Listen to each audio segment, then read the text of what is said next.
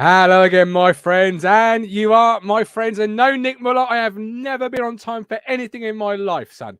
I'm not late.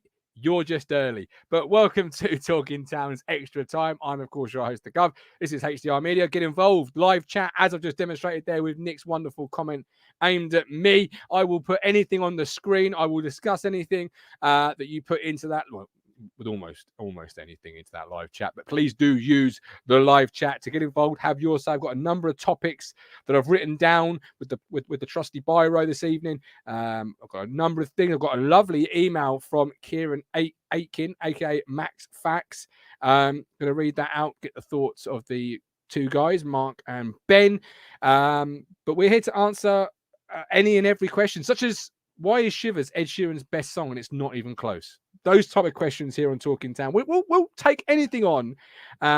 You put it in the chat. We'll see what we come up with. Andy Barrow says, I want to say a thank you to everyone for the warm welcome Saturday. Had a great weekend despite the disappointment and saw Colin's shed. I mean, Colin could sell tickets to that shed because that is Suffolk's finest attraction. You can forget the Transport Museum. You can forget. I mean, to be fair, we are short on attractions in Suffolk. So to be inside the top three, I feel like we've got Sutton Hoo. Yeah, Sutton Hoo. Yeah. Sutton Hoo. Portman Road. You're in the top four then, Colin. If anybody knows any other attractions in Suffolk that I may have missed off, I do apologise to the attractions. Not that they're probably bothered, but do let us know. Stephen Price says, nice to see the reduced FA tickets might allow more to go. £10 a ticket to see Buxton, not the Water, the football club. Colin said the play was all his. Andy, before I carry on with the rest of the show, a huge thank you from myself to you.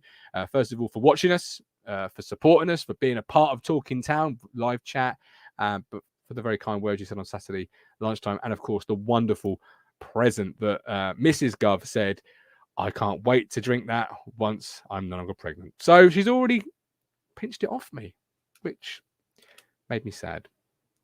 But you know, you've got to know your place in life.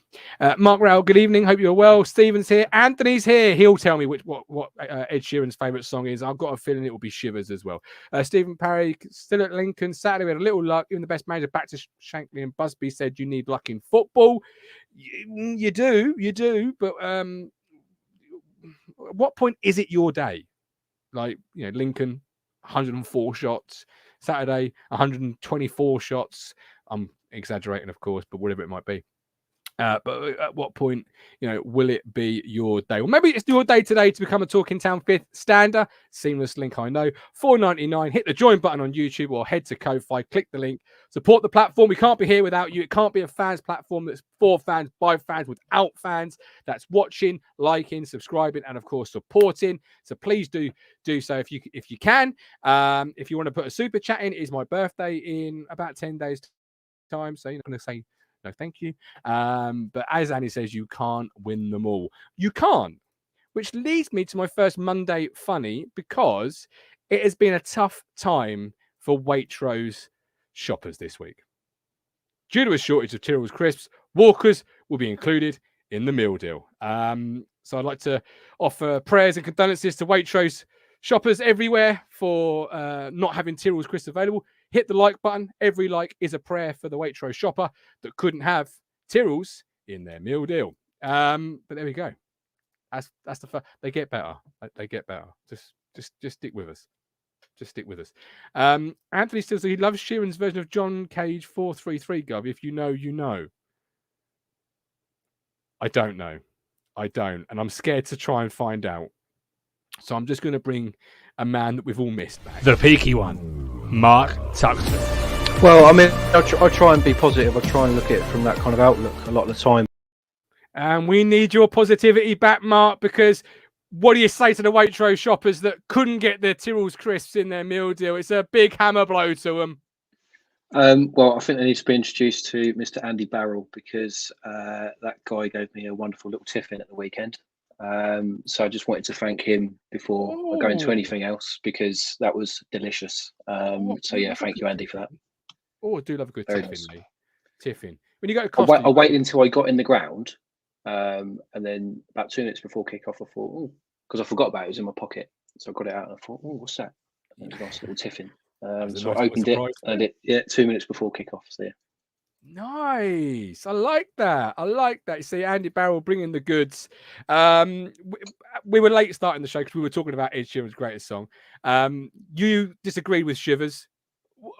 What is your personal favourite with Ed Sheeran? I'd go with one of the other, which would be Lego House or Bad Habits, and I think I want to go with Bad Habits, just because Bad Habits he was associated with the club then. So yeah, could go with Bad Habits. Quite ironic, really, because we're starting to get into a bit of Bad Habits, aren't we? Yeah. With finishing our dinner. Yes, we are. Yeah, it was disgraceful. I don't know. Disgraceful. Yeah, it was. I Positivity think lasted all of 4 minutes, Mark. Yeah, exactly.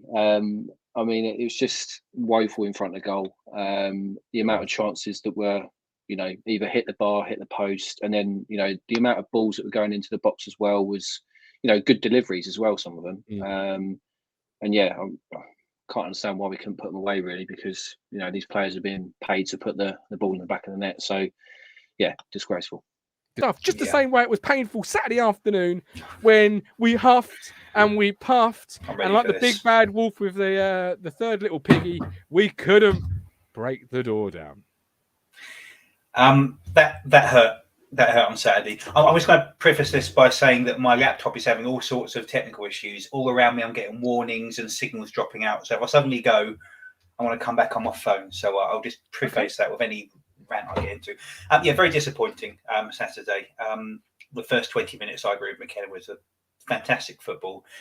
And you think finally that one game where we're going to put a team to the sword, and Ipswich did what Ipswich do best, which is Ipswich beat them.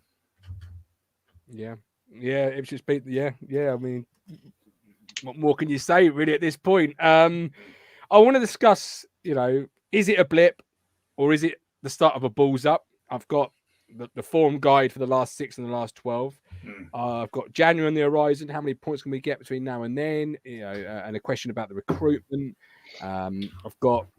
But I think I'll probably start with one performance that stood out. Let's start with a positive before we get into the negative. And I've got a great email from Kieran as well about shots on target, goals, etc., which I'll get to as well. But first of all, let's start with a positive. One performer that stood out and why. Mr. Tuxford, back on the platform. You can kick us off. One performer that stood out. Start with a positive. I think if I was looking for some positives, and I suppose we are trying to create chances, and I think years gone by, maybe that's been something that we've always lacked, is trying to be creative. So it's obviously just not happening in the final third, where the goals aren't going in as much as we'd like them to. So I suppose that's kind of a positive, that we are creating chances. If I had to look at one particular performance, I thought Leif Davis again was pretty good. He seems to sort of bomb up and down the left quite consistently, and put a good ball in as well. So I would go along with maybe Davis is the sort of the player that was a positive out of that. But I mean, generally, I think when you think about it, we are creating chances. We are playing okay. I don't think we're playing as well as we were earlier in the season. I feel like in the last sort of 4 or 5 games, even the cup game as well, we weren't really at it. I don't know whether that's kind of a little bit of tiredness, or is some of it that McKenna is changing the team a little bit too much here and there. I'm not sure. So yeah, I think in answer to your question, positive would be probably Davis, and that we are just seem to be creating chances. Sounds gone, Gov. Apologies. I did a cough. Didn't unmute myself. Simon Harris was scored from a set piece, which obviously is a positive, with Davis taking that set piece. We can't blame Walton. The goalkeeper makes an error. It's unnoticed more. But if another player does it, it can sometimes be covered. Being focused on for 90 minutes when doing very little must be hard, but it is their job. Lewis, seeing what we're saying, it's diabolical and the wheels have come off. Our word from the season is 2 draws in a row, put things in perspective, still over 2 points per game. Injury a challenge, but we'll be okay. Come back to that. Performers, obviously Davis from Tux, Ben. Somebody else stand out for you? Was it Davis? Who was a standout? Let's be positive. I think I've got to say Humphreys, actually. I'm thinking how old is he? 18? Yes. Yeah. He's an 18-year-old boy who's been kind of, through hard work, but been kind of gerrymandered into a starting first place guaranteed for the next 3 months. He's 18. He's never started before. He's had glimpses of the team, and he's come in and he's just been outstanding. And I think even on Saturday, although he was probably 5% under what I've seen of him so far, he's an 18-year-old boy coming on doing that performance. But watch his brain and his feet. He's so quick in his decision making, and then once he's released the ball, he'll reposition himself, which is something I really look for in a Town player. This is a boy, and he's coming on and doing that. I think as much as anyone that comes from our academy is all of a sudden messy in a lot of Town supporters' eyes, but this is one person who's actually come through and genuinely looked to have something special. If he continues on the trajectory, and now the stars and fate have aligned to give him a platform for the next couple of months, he could go on to be one fucking hell of a player for us. So I've got to say, in a 25,000 capacity fan stadium at the top of the league, we're in a bit of a dip of form and we're fighting for every point. This boy's come in and looked really good. That's a lot of pressure that a lot of pros in their mid-20s can't handle very well. I could name them. So I think I've got to say, absolutely fantastic. Absolutely brilliant, that young man. And I think he's going to keep on getting better. Yeah, good point. Love that. Humphreys and Davies with the positives. Callie says guaranteed, ? I think it's once Kamara's up to speed, Humphreys drops to the bench, whereas Mike Brown says called Humphreys to play weeks ago. He did, to be fair, Mike, he said exactly that weeks ago. He said get Humphreys on there. And I think from what Humphreys has shown, I think Mike called it. Absolutely, yeah. Is it a blip, Chuck, to come back to Lewis's point, or is it more of a start of a balls up? Last 6 in the form guide, we sit 6th. Last 12, we sit 3rd. Last 6 just on its own it's not great. This is a team with a big budget and lofty expectations. Is 6th in the form guide really where we want to be? I think when you look across League One, I don't think there's going to be any side that can, with the momentum, they just can't do that all season. And I don't think we're also going to do that. And it obviously shows that, we haven't played that well in the last sort of few games, really. Albeit that we are creating chances. So, I suppose it's the results, isn't it? More than anything, it's the, the kind of the letting the lead slip twice against Charlton. As much as we won the cup game the other night, 0-0 against a non-league side isn't particularly that good enough in my opinion. So I think it's difficult to say, and I just feel like that we need something in January now to get us over the line. And I always harp on about 2014-15 season, Boxing Day, 4-2 at Brentford. If we had bought a striker to get us over the line, then we might not even be sitting in this league. Do you know what I mean? So I feel like there's an element of that where we're going to have to strengthen in January now. McKenna's already said that he was looking to do it before any of these injuries came along. So for me, the important area now is at the top of the pitch, and I think criticism is some of it is deserved for Ladapo, but some of it isn't. I mean, yes, he could have definitely scored a couple at the weekend, but so could everyone else that was playing. There was chances that fell to quite a number of players that you would back to score. And I feel like that's what I'm trying to say, is that the momentum needs to be there, but we can only do that if we've got a consistent side, in my opinion, and getting good players through the door in January. So that has to come. So yeah, let's wait and see with that, I suppose. And my apologies, Ben. We sit 7th, not 6th in the form guide of the last 6 games. Played 6, won 3, I think it is. Yeah. But we sit 7th. My mistake. I wrote down 6, but I meant 7th. So is it a blip? Is it the start of a balls up? This. We have got to have our Marcus Stewart moment right now. God, I sound arrogant shit saying it, but I've said this 8 games in. I said it 11 games in. I said it 14 games in. I said we're not ready for promotion yet. This will not be the season unless we get a striker. And I know we've tried the permutations of Jackson, who is not a striker. He's a winger, to be fair to him. Ladapo has done exactly, I've said it before in here, that he's done exactly what that fan from, what's his old club?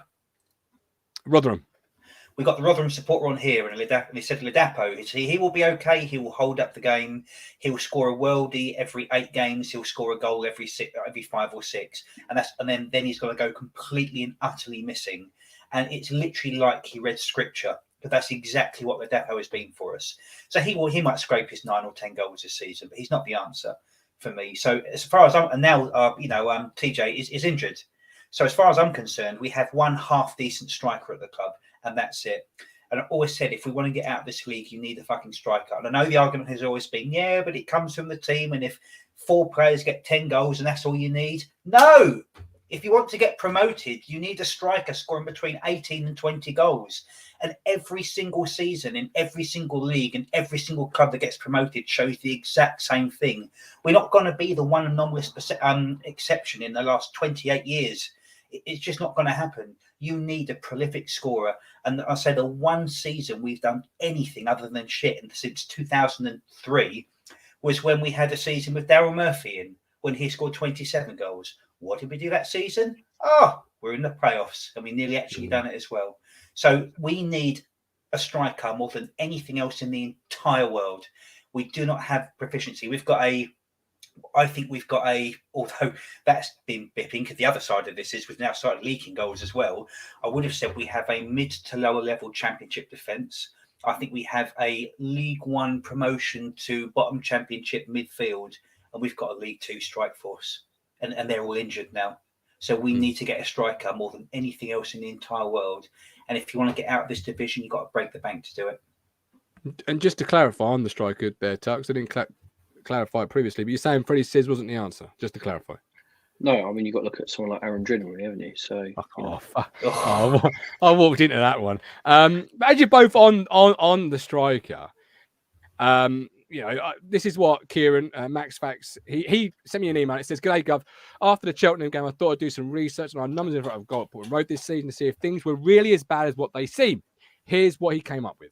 9 home games so far this season, and Town have averaged 19.8 shots on goal per game. That's a total of 178. Of those shots on goal, only 51, that's 29%, have been on target with an average of 5.6 per game. Of the shots we have taken, we have scored 16 goals, which is 9%. Meanwhile, the opposition have averaged 4-point shots per game with an average of 1 goal per game. Of the 43 shots, 21% have been scored. Meanwhile, if we compare us with Plymouth at their stadium, Home Park, 9 games, they've got an average of 16.3 shots to our 19.8. Of those 147 shots, 34% have been on target and 13% have been scored. So, Tux, we do have an issue with it. It sounds strange because you're one of the top goal scorers in the division, but is it a case of if you throw enough shit at the door, eventually it's going to stick? Because we're not doing more with more, are we? We're kind of... Yeah, I mean, I agree with Ben to a certain extent where, we've got a sort of kind of a championship kind of defence and sort of midfield in that element in there. But, the striker department is kind of letting us down, really.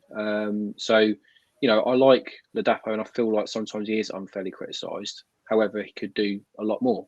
And I think when you have a team that is able to provide service to a striker, you look at any of maybe the championship strikers, even if they're not on form, they'd love to be playing in this side because they're going to get service from each Well, you're certainly getting service, aren't you? Yeah, so you get 30 chances a game. These strikers biting your nuts off to get an or two. So, over 9 games, nearly 200 shots. I mean, that's you can't say service is an issue. Yeah, and that's what I was saying earlier, where in previous years maybe that's something we have lacked, where we haven't had the service there, we haven't had the midfield players that are creative. We've had defence-minded players really that haven't wanted to get over the halfway line because they'll get a nosebleed. So you've got to look at it from that point of view, where crosses are coming into the box. Whether you're good at heading the ball, you have to make the effort to get into it. And I feel like sometimes Ladapo doesn't always do that, or the striker that we play there doesn't always do that. We don't gamble enough for me. I feel like maybe the striker element, we did put all of our eggs in one basket, maybe with Hurst towards the start of the season. So maybe, we then got someone like a Habme where, he wasn't obviously a first choice and he's obviously been injured since. So you'd want to give him the chance potentially, but I don't think he's probably the answer when I look at it with my honest opinion there. But you've got to bring someone in January. You've got to get over the line. That's what you've got to do. And you buy someone that's on form, don't you? Even if he's just here for a season or half a season, if that gets the job done, that gets the job done, and you're in the league. So, in the current, it comes down to the current team is not good enough for promotion. There's no question about that. You need when it gets to March time of the year, late February, March. That's when your strikers get you promoted or save you from relegation. You can kind of fudge it until about Christmas and you put the goals all over the team. But the goals elsewhere are now really starting to dry up. You think Harness, you think Chaplin, you think Burns. These guys ain't scoring anymore. In fact, there's a lot of people are saying that they're completely off form and should they even be in the team. So when one fails, the other must take over. What we haven't got the thing to take over then is the striker to replace the goals we're losing by the other three sources that they come from. So the question is now we'll get a lot more Saturdays. We don't have the goals to actually come from any kind of a source. Because when all of your number 10s and your wingers stop scoring, you need your striker to start scoring. I read the comment in here and it's very true, which is McKenna doesn't play the right kind of a team to support a 25-season striker. Now, I'm going to be really controversial here, actually. That could cost us. Because for me, at the moment, it's working well, but the season is long, and I've seen this before. We all have. I would say we do need to adjust the system a bit to get promoted. I don't want us to be, and I've said this to you, Gov, I don't want us to be average beautifully. And on a long enough time scale, when you're not scoring goals and leaking them from the back, that's what happens. Well, yeah, and Matt Kieran does end the email by saying key takeaway from this for me is that Town aren't bad going forward. We create more chances than the top team. We need to be a bit more clinical. That's where the average that you're saying there comes in. We make average beautiful, but we aren't far off the mark. It's the defence that worries him the most, really. But he just says obviously there's more to keeping goals out than just the keeper, but our home defence is conceding it at more than 4 times the rate. We're not clinical. That's the end product, Tux. Lincoln and Cheltenham just as isolated 2 games. You can walk out of 1 saying it's not your day, but to walk out of 2 not saying saying it's not your day is it's not often you have that in the same season, really, is it? No, and I think the most frustrating thing for me watching, the home games this year, right? I sit pretty much behind the goal, so I can see the movement of a striker. I can see what we're doing in the forward sort of areas. And what frustrates me the most is that we just don't have a shot. Like, the amount of times that we're trying to pass the ball into the goal, like that's great, and it's like lovely football to watch, and like we're going to score goals from that. But also, we are going to score goals if you have a chance on goal and you go for a shot in good positions. I'm not saying 30 yards out. I'm saying literally outside, where the penalty area is. We're not even shooting from there. And you think, well, what the hell's going on? Like, we don't have to pass the ball into the net. We can take a shot and have a gamble. And I keep saying it, like we don't gamble enough. The danger that you need ego to gamble. I'd be interested to hear your take on this, because we play such a great collective and such a good team game that the one thing I actually think we're missing is a bit of fucking arrogance from a striker. It's like, oh, that goal's 20 yards away. I'm going to smash it past the bastard. That's the part we're missing. But it's such a team cohesive, beautifully shaped, beautifully worked and trained team. You need a bit of selfish arrogance in there to be a striker, because we could have done some arrogance on Saturday. The thing with that, though, is I feel like arrogance comes with confidence. And, for me at the moment, the likes of Ladapo, the likes of Jackson, or even John Jules or Habme even, they're not going to have that arrogance yet, because one, they're not playing regularly enough. They they might score so you look at Ladapo, right? Scores 2, and that's the problem with the McKenna team. None of them he's out of the team the next game. So so it's the McKenna plan, which is wrong by proxy.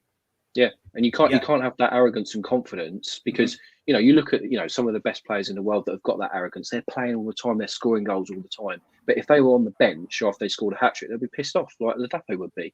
So you can't have that kind of confidence when you're back on the bench. You think, okay, so what more have I got to do here? I've just scored. Great. That's a really great point, actually. I've heard that a couple of times. But then where does that blame lie?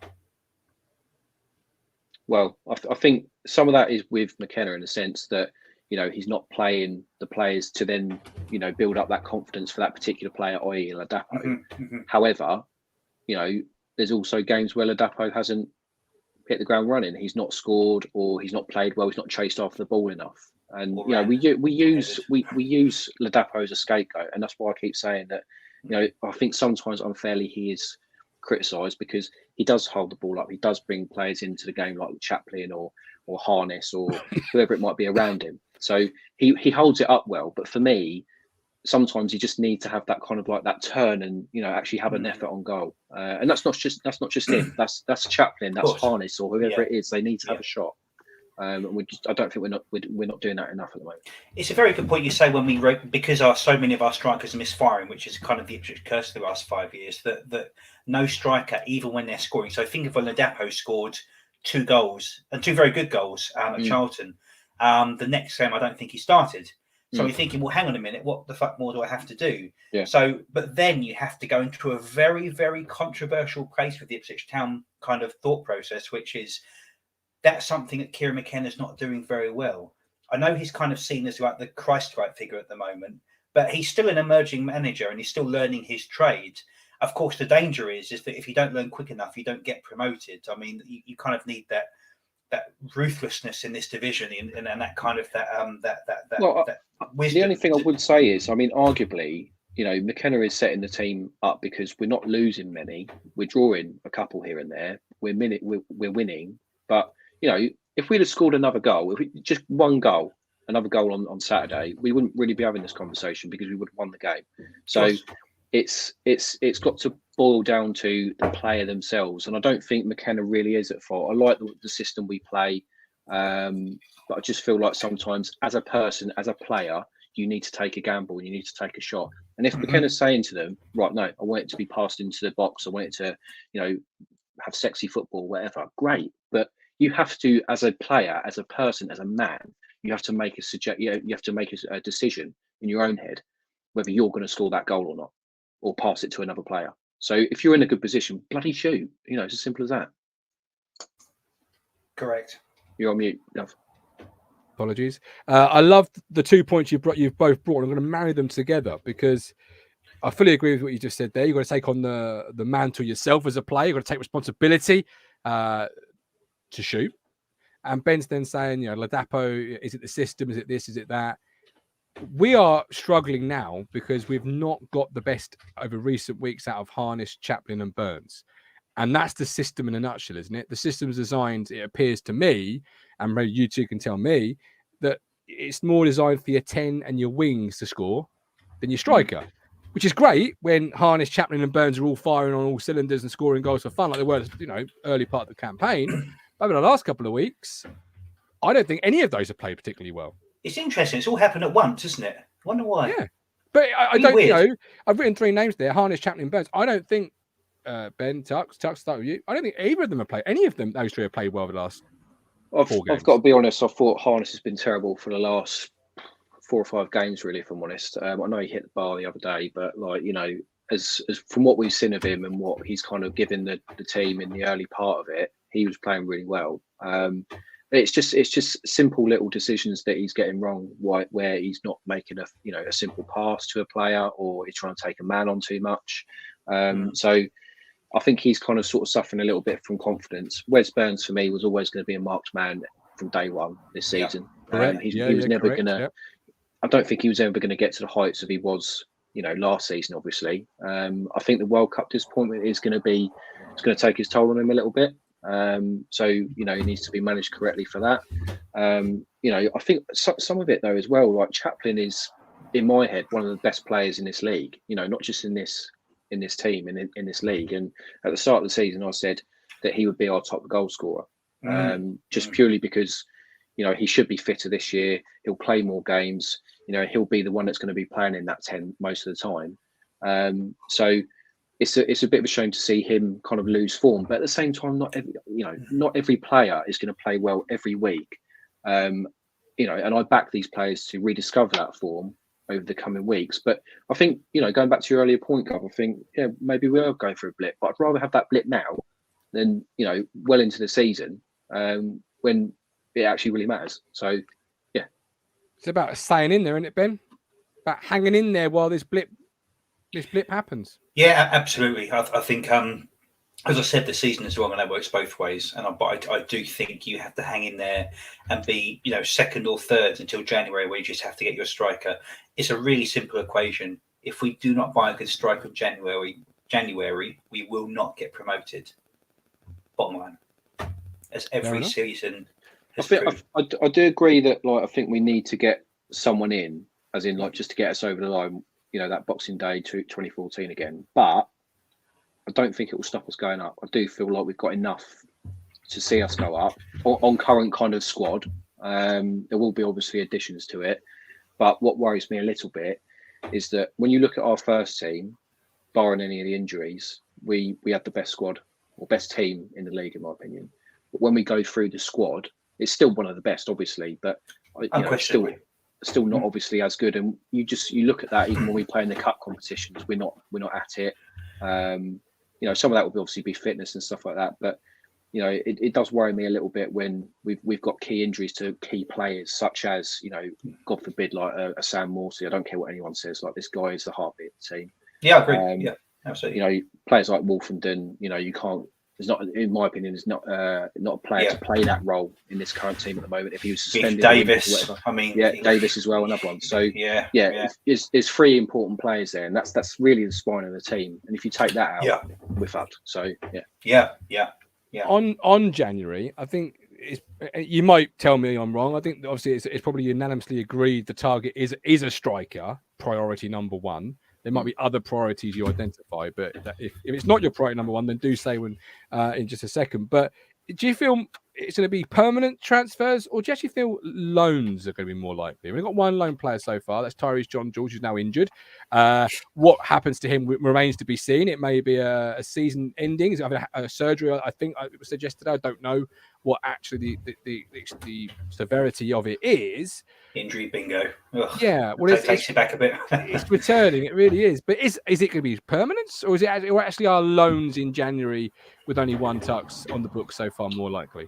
I do actually think that it will probably be permanent additions, because if you're looking for someone who's sort of pretty much in form and you want to go for, I don't know, a championship striker potentially, you're not going to get him on loan, are you? You're going to have to break the bank to get him. So that will be 2-3 year deal, whatever it might be. So you've got to be looking at that.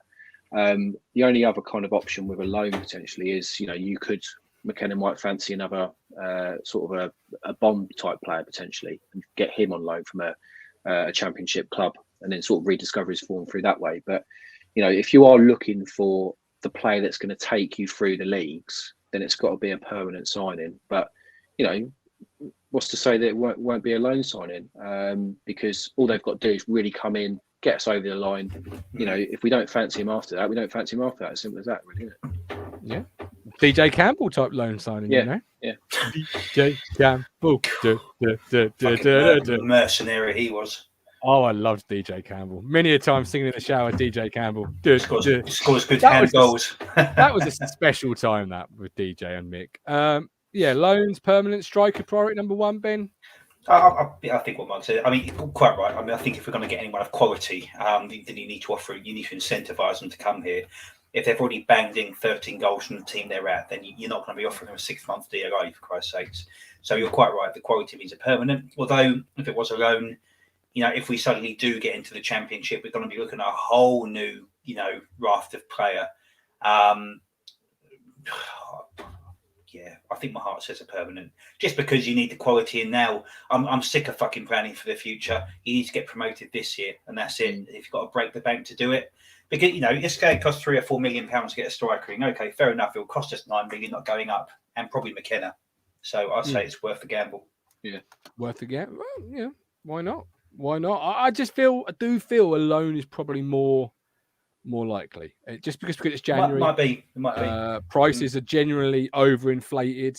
Plus, who lets a good striker go in January? No one. Yeah. I mean, well, that's what I mean. I think if you're going to let a good striker, if you're a championship club or even a League One club, whoever it might be, you're not going to let your top goal scorer or key player leave on loan, really. It's very rare that you see that. So it's got to be for like a significant fee. The player will want to go. It might be that they're 28, 29 and looking for a 3 or 4 year deal. So yeah, that's kind of what I'd base it down on. But the most important area on the pitch is definitely a striker. Then I'd be obviously looking at the kind of the central midfield options potentially. I think that in itself could be a loan. That could be another kind of like Backinson, where we just get him in for sort of cover for injuries and stuff like that. I like Backinson. Yeah. I'm quite intrigued to see where we go, and we're going to do some points obviously between now and January with the injuries mounting up. But I'm just quite intrigued because over the last 5 games we've had 2 wins, 2 draws, and a defeat. We've seen, you could argue, you've seen the caliber of the style, of play drop. I guess 4-4 away at Cheltenham is still, I think, in many fans' memories, it's okay. It's never okay to concede a 2-goal lead. But you do it once, to do it twice in 90, I think still daggers people. Any level of football, that is disgraceful. It's I just hope we're not doing what we've done. I know it's a bit of a controversial point, but that's the thing, isn't it? You're going to say, I hope we're not going to do what we've always done. Just 8 games later.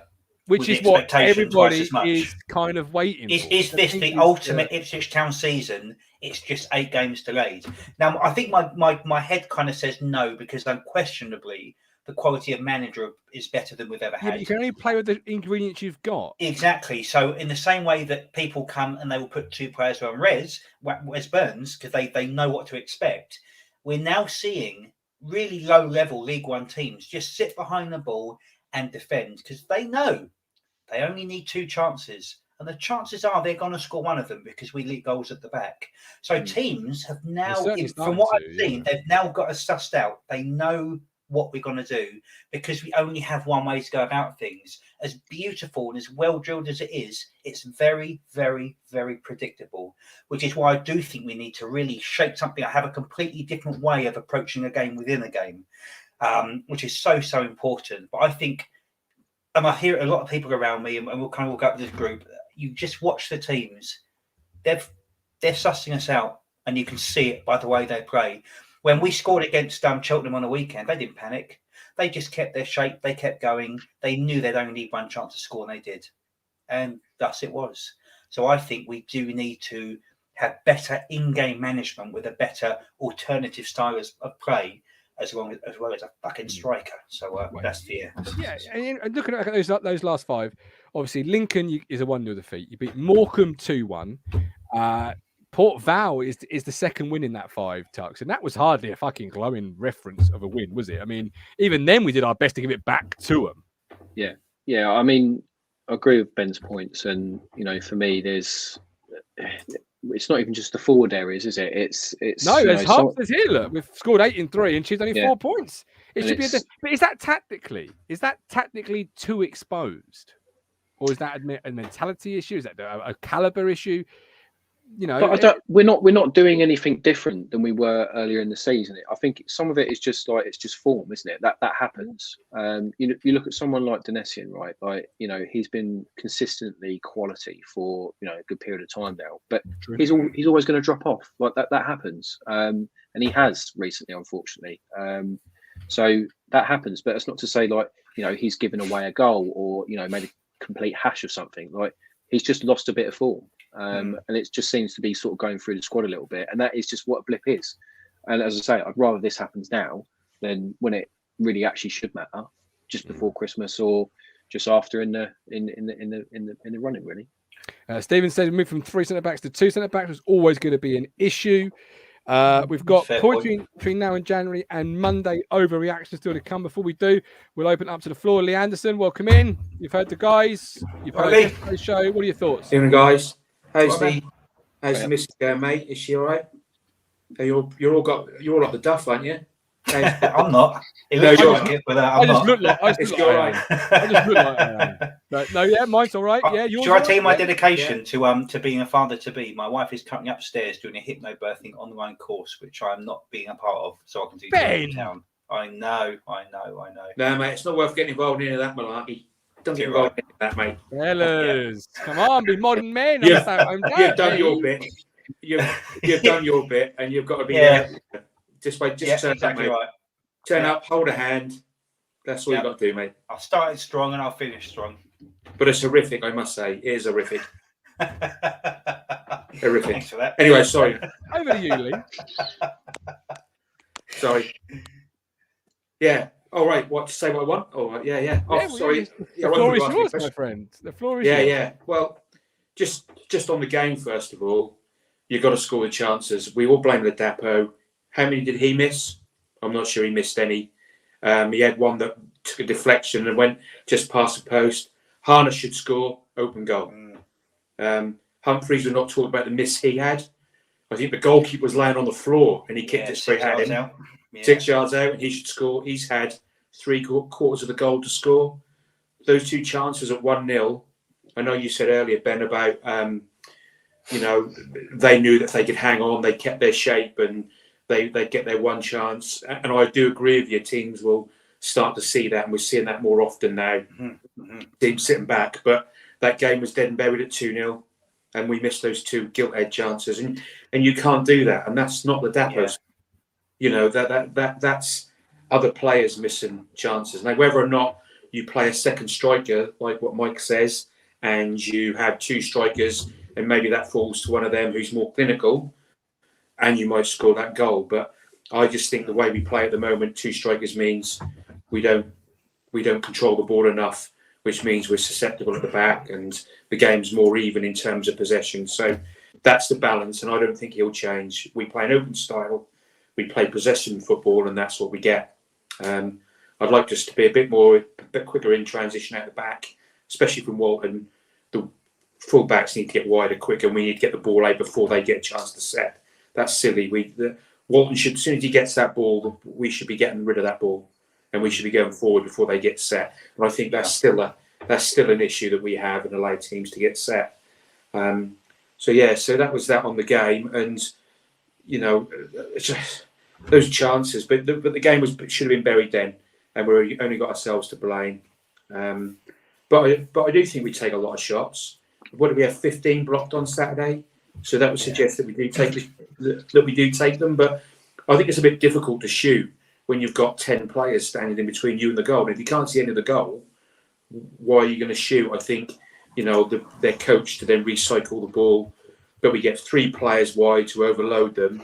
Then when the cross comes in the box, I mean, the amount of time second half where it was either Burns or Jackson was getting through on the right hand side, and there was the goalkeeper at the front post. Then there was 3 bloody 6'6" or 6 foot defenders. There was just a wall there, and the ball was never going to, saying chip it over and do things like that. Yeah, but there was just that wall there, and that's where it's slow, and that's where it becomes difficult. I would agree to a certain extent, but I think there was definitely 3 or 4 opportunities where we definitely could have had a shot on goal. And I do agree that, in credit to Cheltenham, they did defend very well, and there was always a wall there. But 3 or 4 opportunities I remember, because it was just in front of the north stand, and that we could have definitely had a shot. And it was definitely a free kick towards the end of the game where we decided to pass it from a shooting position. Yeah, we decided to pass it. Yeah, pass it wide. Just have a go. Just have a go. Chapman was on the pitch, and I didn't understand. That's why you need the arrogance, not the system. Yeah. We took the free kick, and then the ref pulled it back, didn't he? And then did the same again to put the cross in. But that might be because Burgess was on by then. I don't know. But yeah, you'd have thought, well, Chapman scored from free kicks. Why not? Yeah. Why not just give him a chance to put a worldie in and have a go, test the goalkeeper, see if it bounces out, see what happens. But the amount of chances second half where the ball didn't bounce for us and things. But as you say, Martin, we can look at that and say it's one of those games. But it wasn't one of those games, and it shouldn't have been, because we had the chances in the first half to put that game out. 2-0. That was it. That I know we've conceded from 2-0 down, but that could have been a cricket score had we gone 2-0 up. They would have been beaten. I think we played that first half hour. We were sublime. There was some beautiful football, and that when we created those chances, and that was just But the second half, and just going back to the striker issue,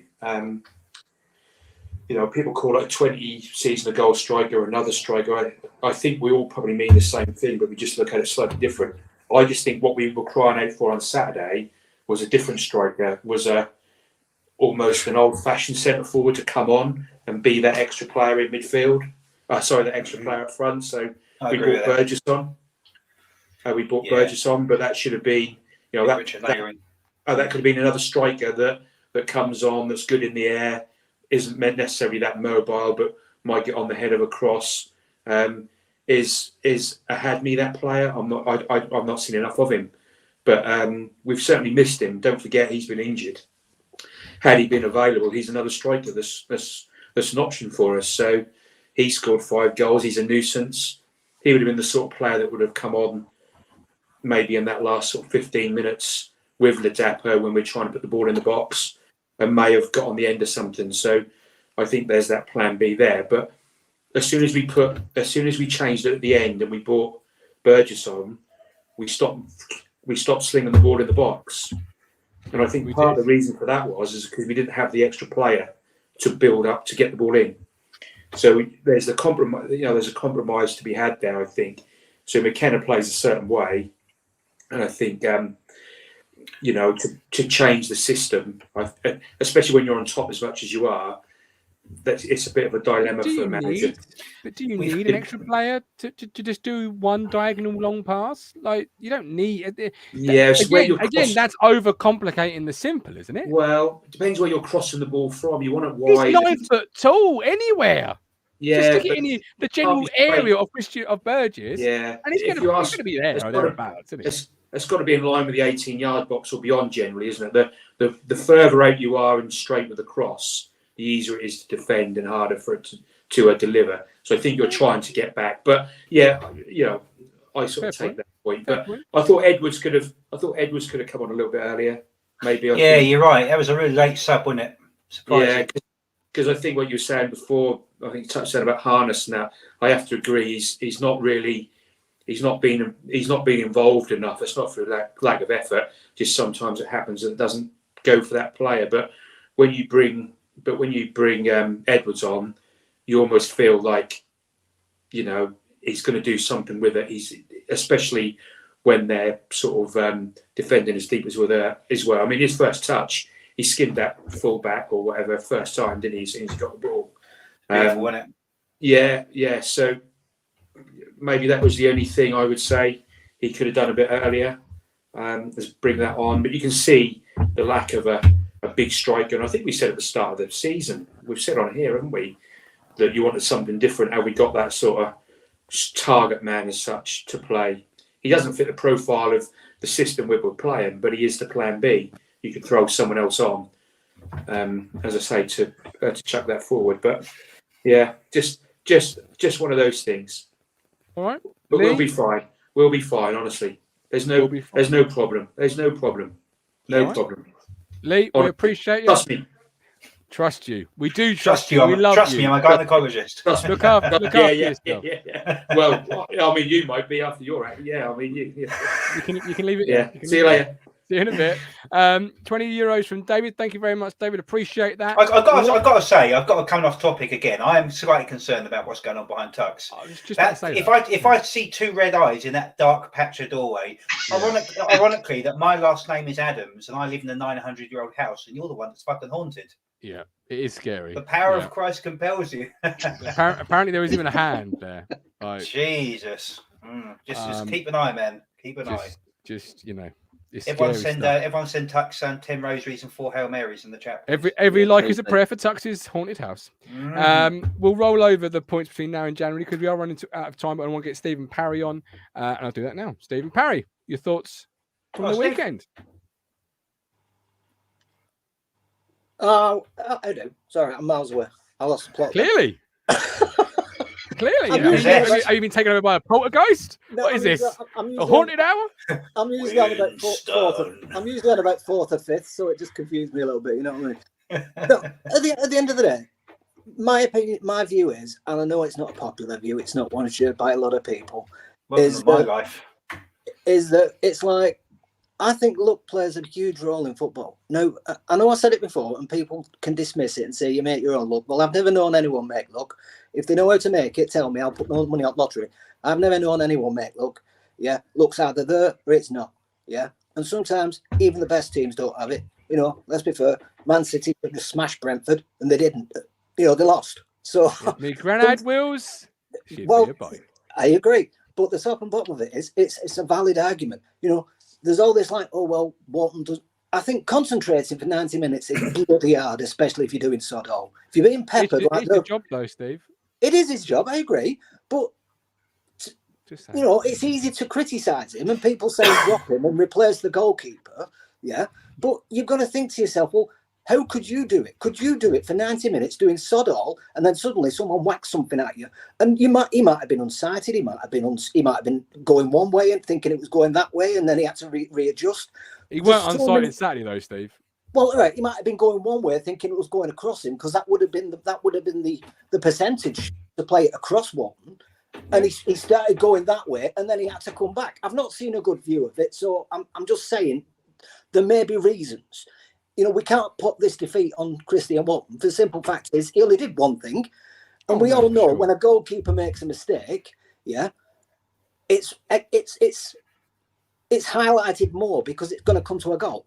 You know, when Morsey gives the ball away, he's made a mistake, but somebody else can cover him. You know, so it's always highlighted with the goalkeeper, and I think we need to realise that when things go wrong. He's not a bad goalkeeper. No, he's not. Is he the best goalkeeper in the club? Yes, he is. And saying anyone's better it's shocking because he's not. Yeah, he's saved us numerous occasions, especially last season. He saved us. I can think of Bolton. He stopped that being a cricket score. You know, so let's realise what we do have and let's not criticise him. But I do think luck is a big role. All it takes is, you know, people say we're not having enough shots. We had 29 shots, 15 blocked. All it would have took was one of them block shots to deflect into the net. We're having a different conversation. Yeah. We're going, what people we want? All it would have took was one of them balls to drop to one of our players and he taps it in. We'd have had a different discussion. It's a huge role. It just seemed every single time the ball was blocked, it either went out of play or it went to one of their players. Sometimes these games happen. They seem to be happening quite a lot. So people are putting 2 and 2 together and coming up with 5. You know, I think it's a blip. I think we're having, you know, it was mentioned before that this could be the drop-off. Well, the last time we had a drop-off like this was, a couple of years ago under Lambert, but we weren't creating anything then. Everyone could see, we weren't even playing well. Everyone can see we were winning lucky 1-0 wins and 2-1s. You know, we weren't playing well. You know, we're getting, as you said, Martin, we're getting like 60 shots in 2 games and we get a point. You know, but we're still getting 60 shots in 2 games. There is things to work on. I'm not saying that everything's perfect. Obviously it's not. But you're going to get those games where things are going to go wrong. And I think we just need to just calm down a little bit and then just, cheers, man, calm down a little bit. And we just need to still up. It's a long way to go. I love that. Sorry, there's a thing in the chat. You've got the best, awesomest kind of bow selector hands ever.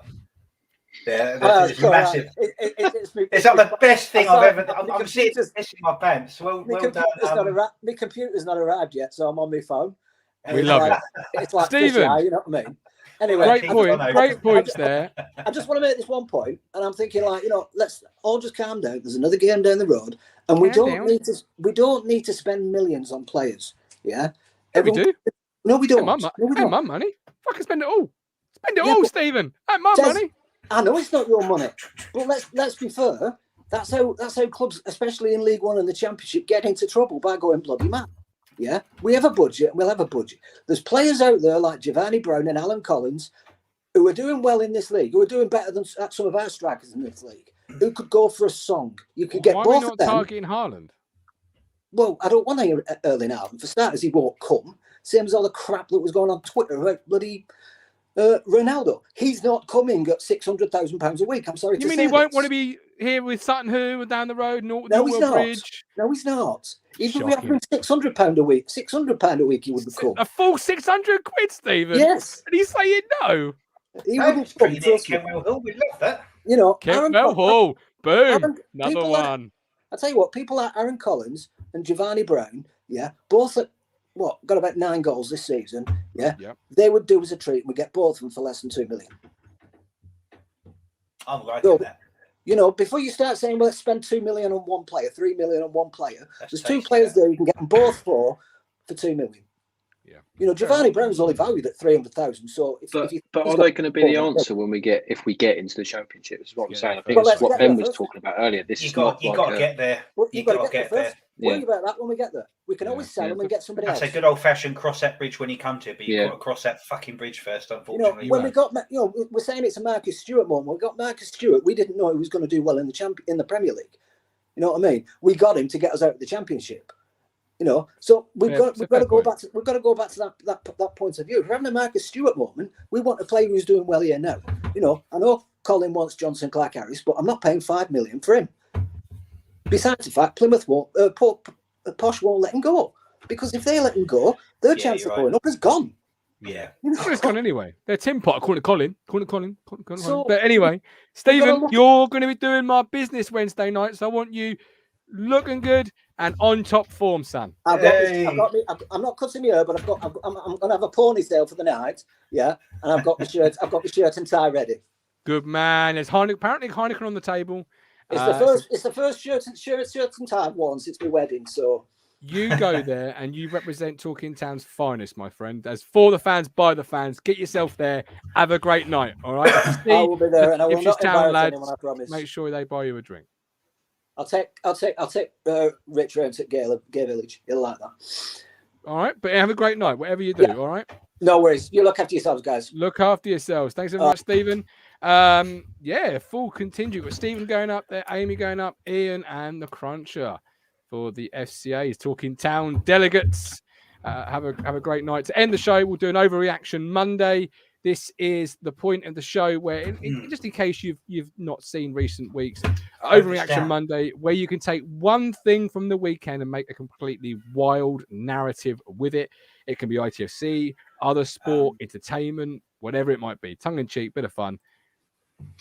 Tux, Overreaction Monday. We've had Haaland is overrated.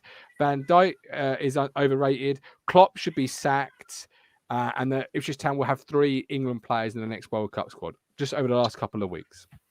I'm going to put my neck on the line and say that Ladapo's going to score 20 goals by the end of the season. Wow. I like it. That isn't that okay. I mean, I don't have to really ask where the overreaction in that probably is. Yeah. Ben's so shocked. He looks like he's about to pass out with the shock. All right. I like it. Ben, your Overreaction Monday. So can this overreaction be about anything? Anything you want, positive, negative, wild as it can be. I called Caden Jackson the best striker this club's ever had. Okay, ready? Kieran McKenna, an inexperienced gamble on a kid that's going down in flames. All right. So what is the actual overreaction then? McKenna's going to McKenna. It's an inexperienced gamble on a kid that's gone down in flames. Ooh. That is an overreaction. And then Dens? I love it. I'm here for it every week. Oh, yeah. My one is Cristiano Ronaldo. Refreshing, honest, just what we need in football. Just more superstars sat talking to interviewers that many probably don't like and just telling their truth.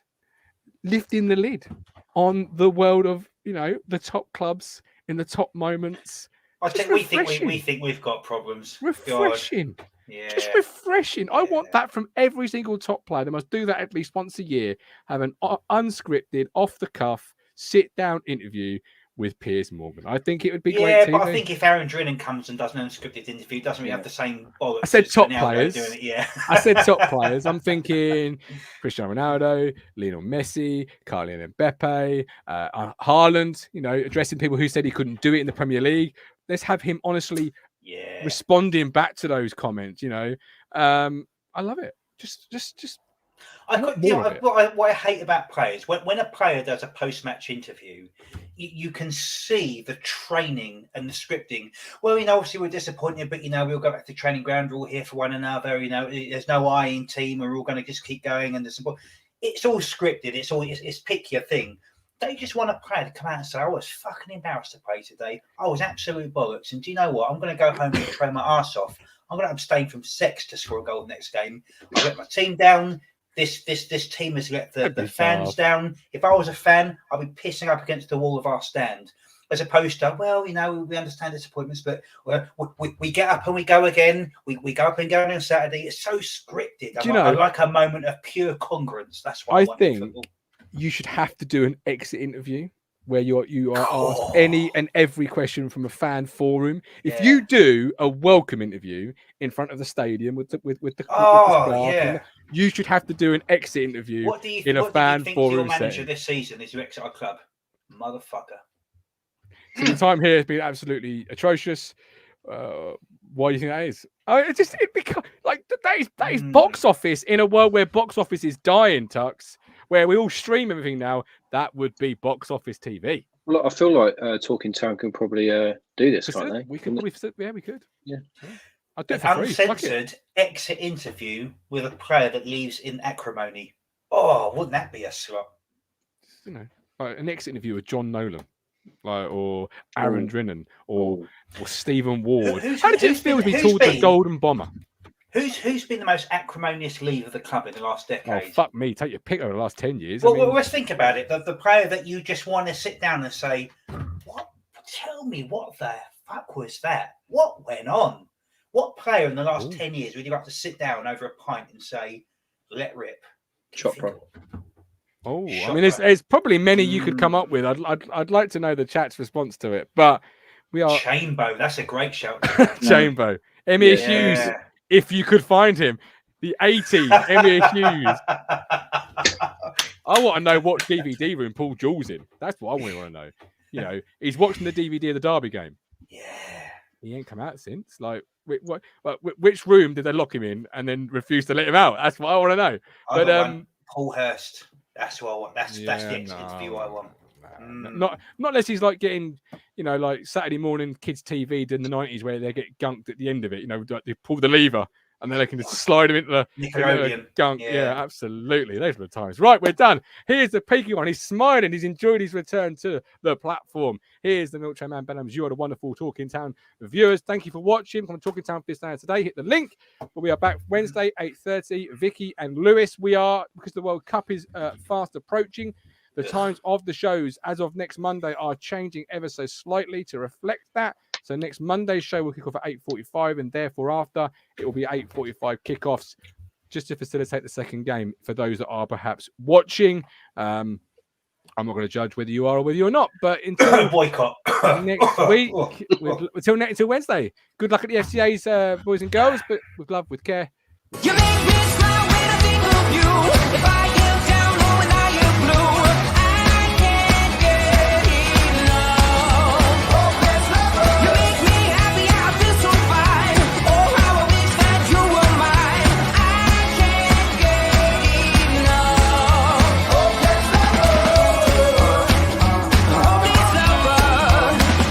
I woke up all soaked in sweat, weird chills running down my neck.